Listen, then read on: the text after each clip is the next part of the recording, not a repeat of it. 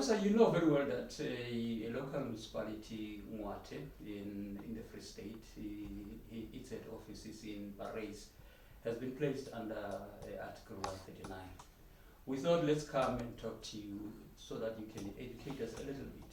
What is really the meaning of 139 section? Well, according to the Constitution of the Republic, a local government should be an independent structure, financially self-sufficient, and should function and do what the Constitution direct them to do. And these are things like, for example, the delivering of services, water, electricity, sanitation, creating and maintaining infrastructure, basically being also a developmental form of government. So it should work in the interest of the ordinary person at a grassroots level and better their lives. That is their job. Now, when you come to the point where a local structure cannot fulfill its constitutional obligations, then you end up in a situation where there should be some sort of an intervention. And according to Article 139, you can intervene, and there are different levels of intervention.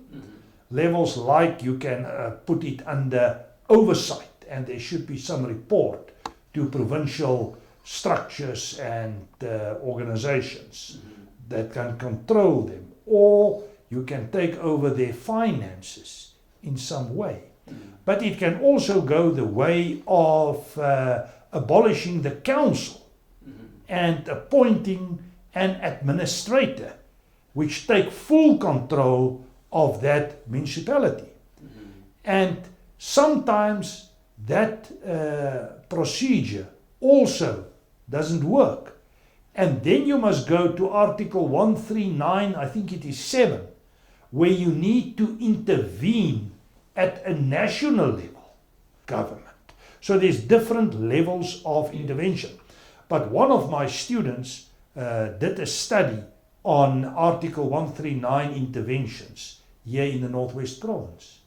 And the findings, one of the core findings, was that the success rate was about nothing. It did not improve the situation of municipalities. And there's a lot of reasons for that. It has to do with political appointments within the bigger system of local government, undermining the position of the administrator. I think at one point in Itsabotla, they attacked the administrator and chased him away in some ways. So it's not always working. And that is bringing us to the big challenge where we are today. How are we going to take local government forward in an environment where local government is failing the citizens of South Africa? Then the question is, what could be the reason in which you find these municipalities are placed under 139, but there is actually evidence that this is not necessarily producing any tangible result in terms of improvement of service delivery? Well, let's start at the causes for the problem. And I think there are a number of causes for the situation of local government, not only in Northwest and the Free State, but also in other parts of the country. You may exclude parts of the Western Cape and the Southern Cape and a few other examples. But in the majority of municipalities, we had a huge problem of what we call cadre deployments. The ANC took over, they deploy cadres. That is not qualified people. Then you have a second problem. Because there's a lack of skills, you are out-contracting the work. Now we should expect them to give it to people that can really do the job. But no, they are giving the finances and the opportunities to some of their friends. And at the end of the day, we are seeing local structures just falling apart. But the fact of the matter, it is cadre deployment, it is contracts, it's high levels of corruption.